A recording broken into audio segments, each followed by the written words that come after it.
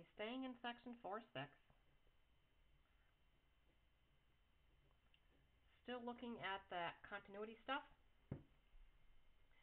First thing, we're just jumping right into examples. What I need you to be able to do is sketch the graph and decide if the graph is differentiable, continuous, both of these, or neither of these.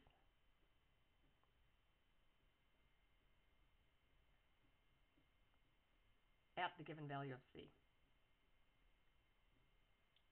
So, I think we need to review how to graph piecewise functions. So our first one, the function y, is given in two parts, x squared minus 4x plus 8, if x is less than or equal to 3. And then it equals 11 minus x if x is greater than 3. So I can see part of it's a parabola, part of it's linear. I have no idea if they're connected or not, so we need to graph it.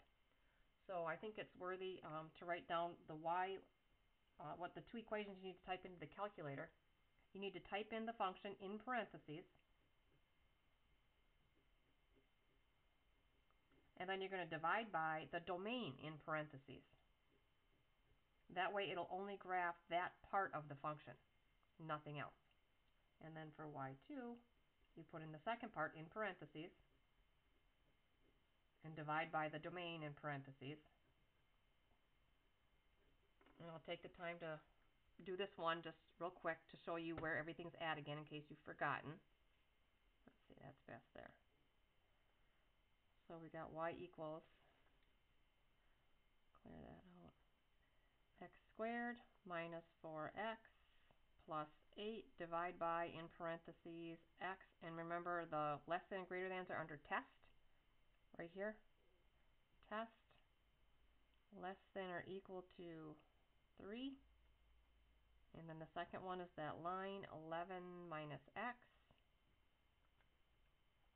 divided by its domain, x is greater than 3. Test, greater than 3.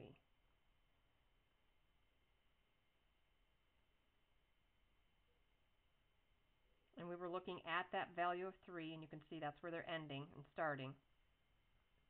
So we were deciding if it was continuous, differentiable, both, or neither at 3. Well, because the graph looks like this, I've got to do the sketch.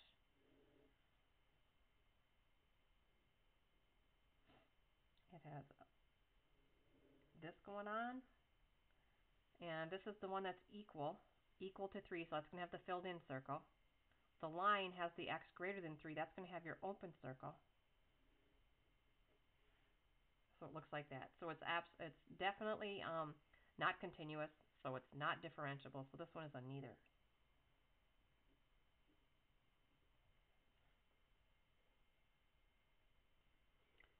Okay, the other stuff that we did was make an equation differentiable and continuous, like this one.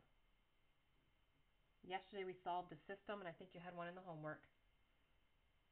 If f of x equals ax squared plus 10 when x is less than 2, and it equals x squared minus 6x plus b when x is greater than or equal to 2. Got two parabolas, and we want them to be joined and making it nice smooth through there. So there's two things you have to do.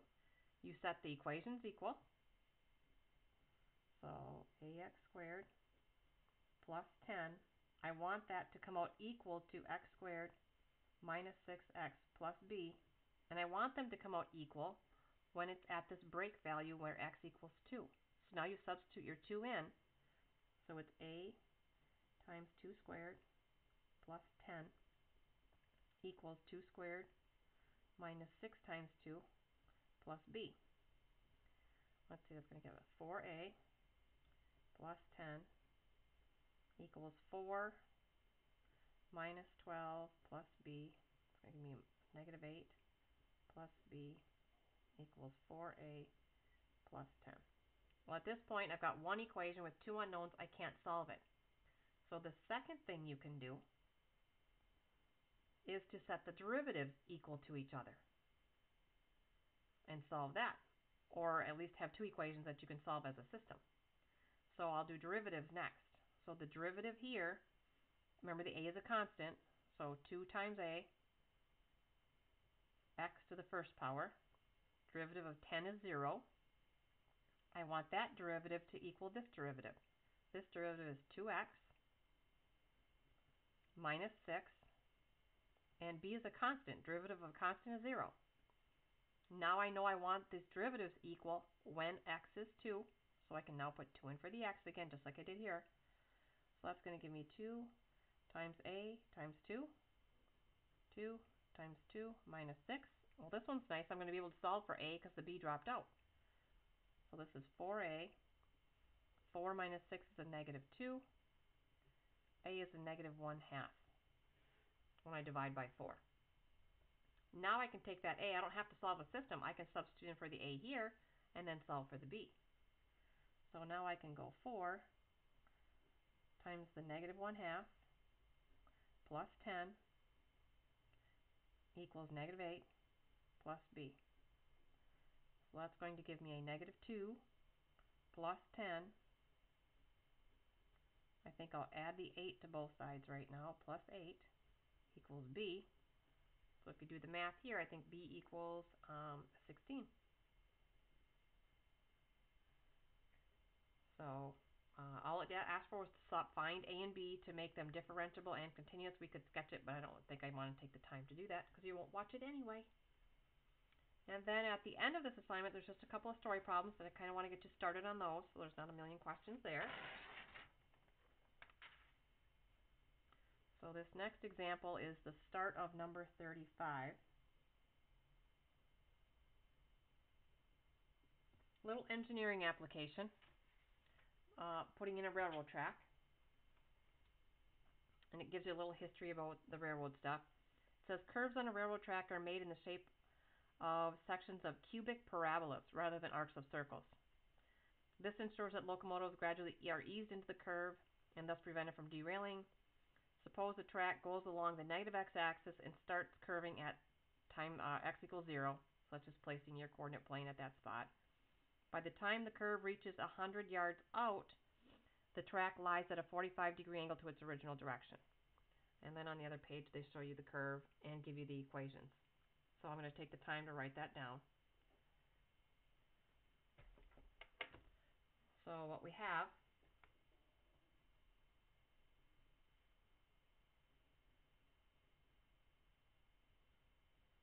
so the train comes in at a straight, and then it starts to hit the curve.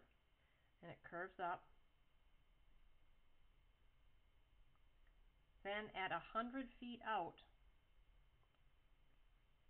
the angle it says is at, it takes off at a 45-degree angle to its original. Well, original was this horizontal here, so if I imagine a horizontal line here, the train will now take off at a 45-degree angle to that.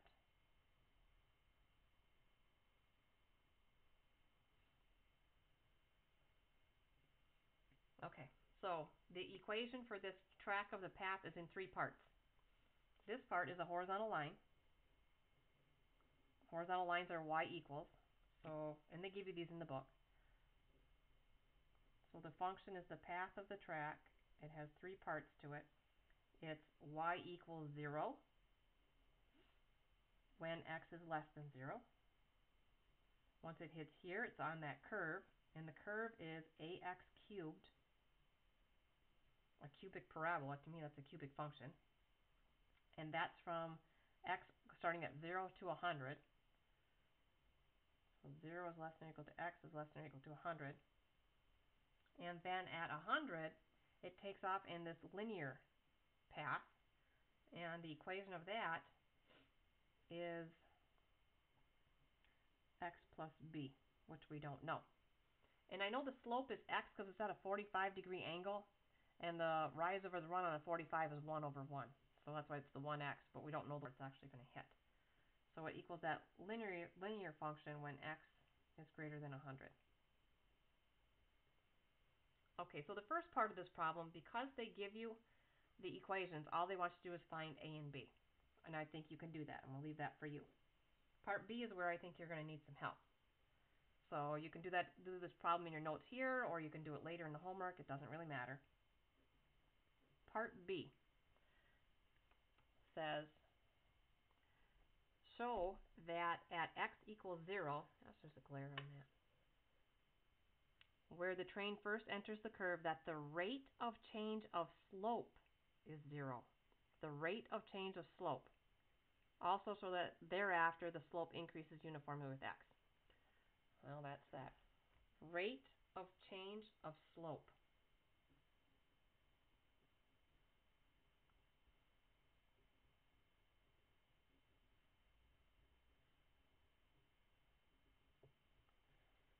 Okay, well, a rate of change is a derivative.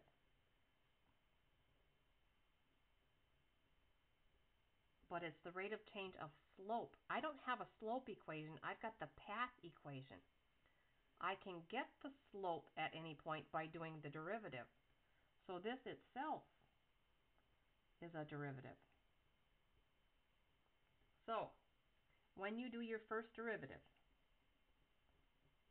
that's going to get you the slope equation, your derivative equation. Then you're going to take the derivative of that to get the rate of change of slope. So this rate of change of slope is actually the second derivative.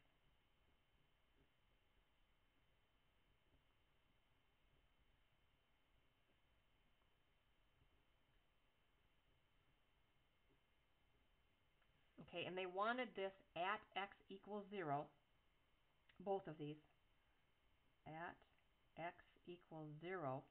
Well, if you look in the domain, the only spot where x equals 0 is with this middle equation. So what you're doing is you're going to do first and second derivative. After you find your a value, you're going to do first and second derivative of this ax cubed. So you first have to find your a value up in part a, and then do the derivative twice.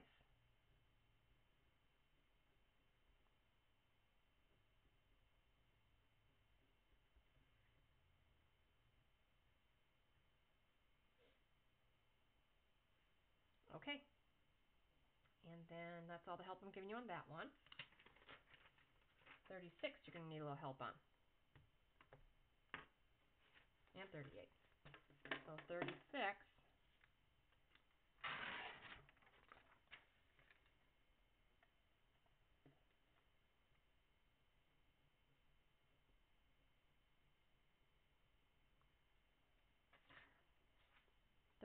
again, an engineering problem.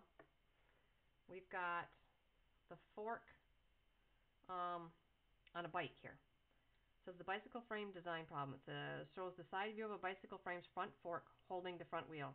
To make the bike track properly, the fork curves forward at the bottom where the wheel bolts on. So there's a curve here. Okay. Assume that the fork is bent in the shape of a cubic parabola. That's the ax cubed plus bx. Looks like we're going to be finding a and b. What should the constants a and b be so that the curve joins smoothly to the straight part of the fork at 10, 20? So you can see they've got it on a coordinate plane. This part here is a straight linear piece. So they give us this equation. They don't give us this one.